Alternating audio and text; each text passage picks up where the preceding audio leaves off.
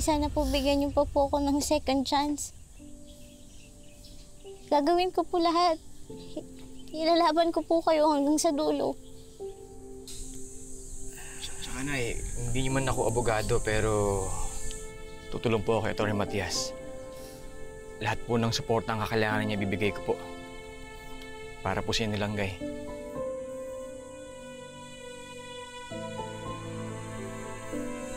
Para kay Langgay. Nay, salamat. Nay, maraming salamat po.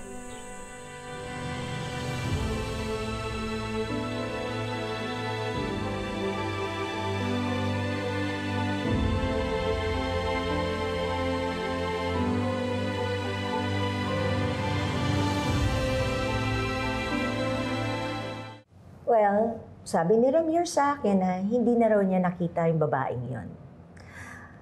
At kung ano man ang nangyari between them during that one-night stand at ano man ang naging resulta nun, wala nang obligasyon doon yung asawa ko. After all, come to think of it, yung babae na pumatol sa asawa ko, kung iisipin ko, wala siyang kwentang tao.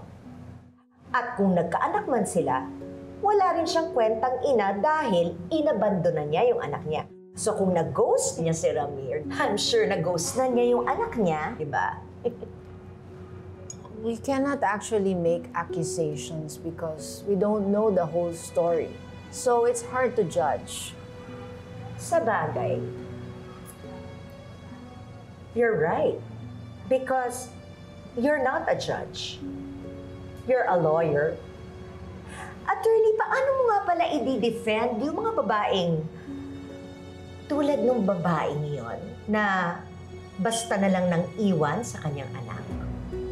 Napakasama, di ba? Hindi naman dapat iniiwan ng anak. Tama naman. Hindi talaga dapat nang iiwan ng anak. Oh, how many kids do you have?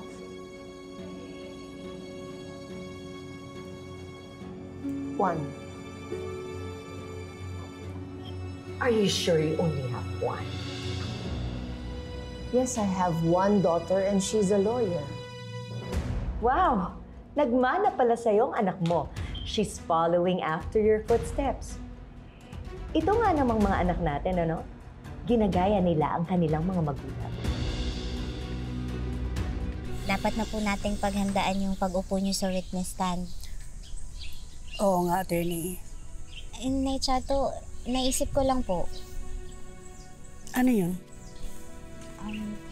Maigi po na tumistigo si Langgay kasi siya po yung eyewitness sa aksidente. Hindi ako papayag na tumistigo si Langgay.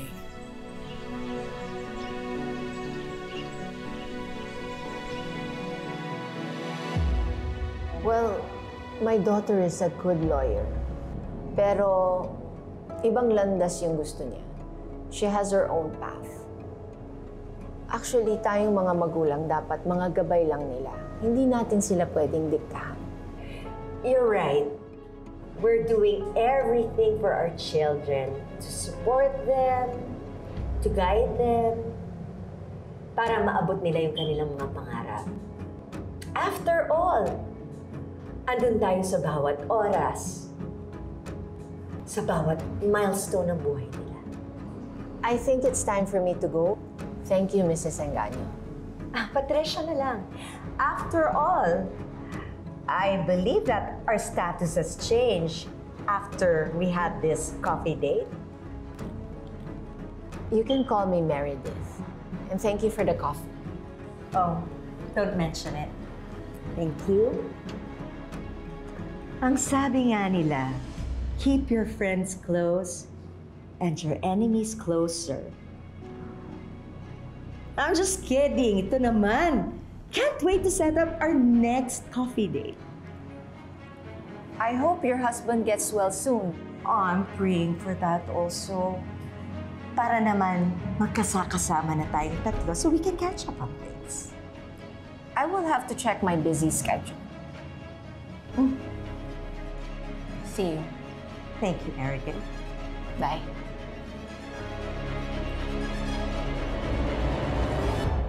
Keep defending yourself, attorney. Magsama-sama kayo ng mga anak mong lawyer na hindi naman magaling maging liar. Manang-mana talaga sa'yo si Lynette.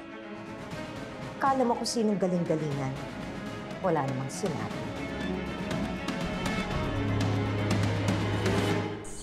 Nay Chato, bakit po ayaw niyo?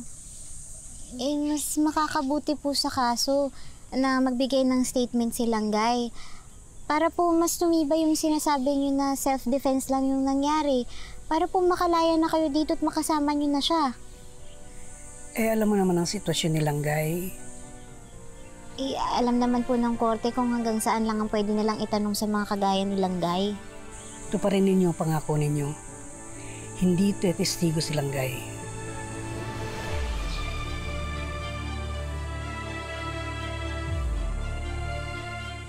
Mom, tell me, how's Dad?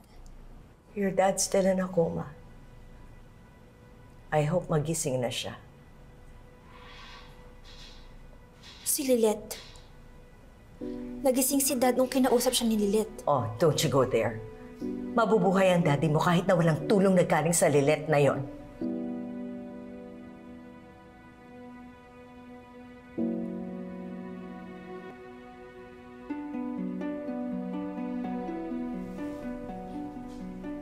Tatlo lang tayo sa pamilya natin.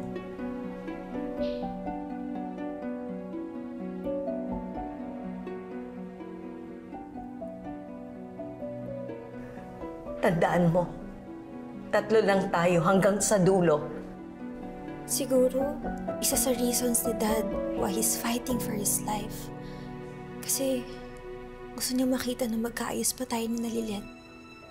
Mom, if that's the only way para mabuhay si Dad, Don't you even think that? Sa oras na isipin mo yan, napamilya natin si Lilette, talo ka na. And no one has power over us, the legitimate ones. Mom, you're overreacting. Kung makapagsalita ka, parang may illegitimate family si Dad. It's just Lilette. Walang kabit si Dad. And I don't think kayang gawin sa'yo ni Dad yun. Pero nagawa na niya. And Lilette will always be the painful reminder of that betrayal. But I promise you, sa bawat isang metrong paglapit nila ni Meredith ngayon sa buhay natin, kilo-kilometrong apoy ang kaya kong ibuga sa kanila para protektahan at ipaglaban ka. Ngayon pa lang, paiikutin ko na silang mag-ina sa mga palad ko.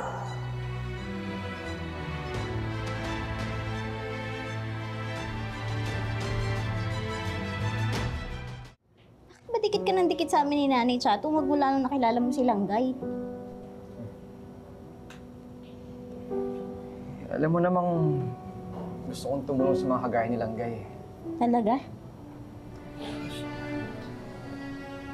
Gusto kitang dumayan.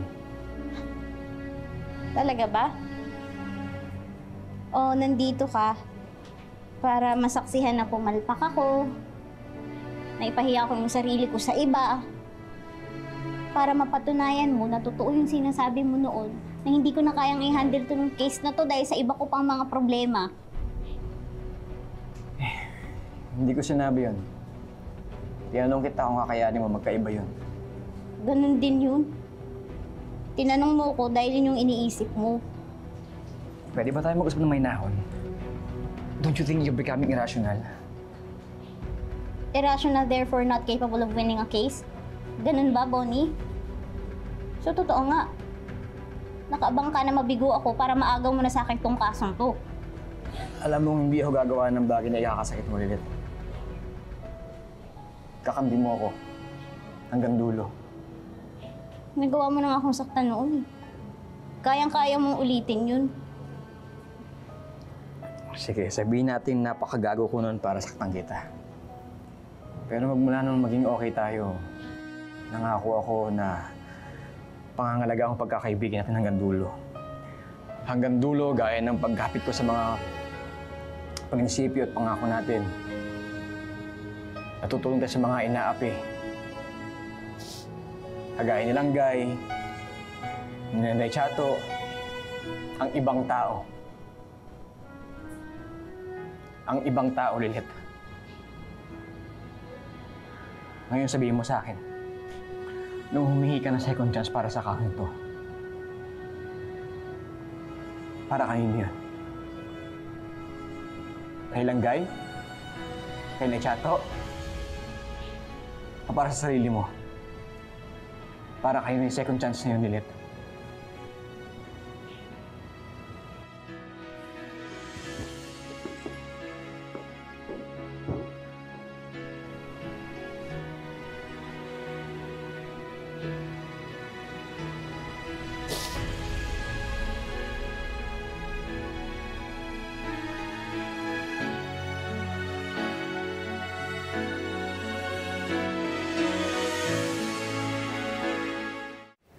Sorry po Gustong gusto ko man pero hindi ako pwedeng lumapit sa inyo eh. Sana po gumising na kayo. Para pwede niyo na ulit akong maging anak. Para makahingi ako ng mahigpit na yakap. Yung klase ng yakap na makakatanggal ng lahat ng sakit na nararamdaman ko.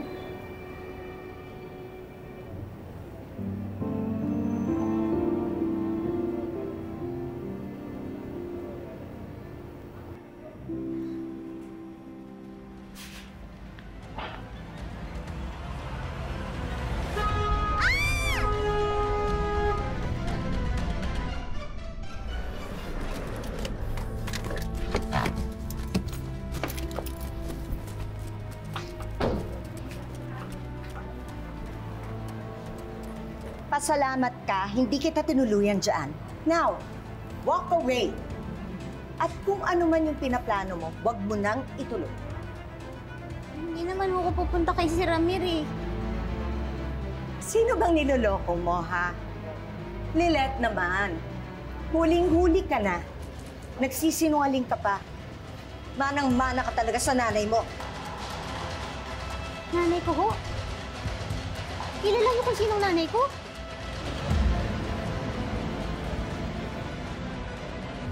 Umalis ka dyan. I'm warning you. Ma'am, hindi narinig ko ho kayo eh.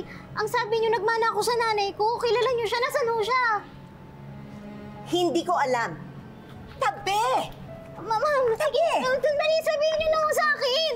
Nasaan ho yung nanay ko, ma'am? Ano ba? Malamang. Kanino ka pa ba magmamana kundi sa nanay mo? Dahil hindi ka naman nagmana kay Ramir. Maganda ka sana kung nagmana ka sa kanya. Pero hindi naman. Stop pestering me, please. I don't want to answer your stupid questions. Stupid question? Siguro nga ho, stupid question para sa inyo. Dahil lumaki kayo sa masaya at kumpletong pamilya na pantasya lang sa iba. Yung klase ng buhay na walang kulang. Malaking katangahan ba, ma'am? Na gusto kong malaman kung sino talaga ako? Kung bakit kailangan ganito ako? Kung bakit lubak-lubak yung mga kasada sa buhay ko habang patag at simentado naman yung sa iba? Kung sa dulo ba ng lahat ng to, may nakaabang sa akin, dala-dala yung katanggap-tanggap na sagot sa napakalaking bakit sa buhay ko. Kung makikilala ko ba yung punot dulo ng lahat ng to, yung babaeng nagluwal sa akin, na pagkatapos ng ilang araw, iniwan lang din ako sa kalye. Kinayang kalimutan na lang ako.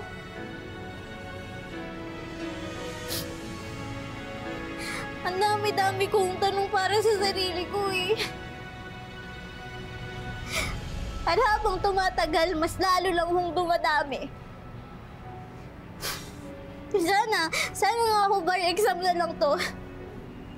Dahil kahit gaano pa ho kahirap yung tanong, alam ko sa sarili ko na hindi ako tatayo sa upuan ko hanggat hindi ko napupunan ng tamang sagot yung mga tanong na yun. Kaya ma'am, isabihin niyo na ho sa akin kung sino nanay ko. Ma'am, sandali po. Sabihin niyo, don't Touch me! Ma'am! Ma'am! Ma'am, sandali ho! Ma'am, sige na, sagutin niyo na ho yung tanong ko! Jesus Christ! Okay, okay! Ang nanay mo ay si... Hindi ko alam. Pero sabi niyo ho kanina. Ito lang ang alam ko tungkol sa nanay mo. Pokpok siya. Dahil kayo lang ang may lahi ng mga malalandi. Alis! Alis dyan! Ma'am, nakakisturbo na po kayo. Aalis na ako pero itong bubwit na to nakaharang oh. Pwede ba paalisin nyo na? Nakakaistorbo, nakaharang oh. Go away!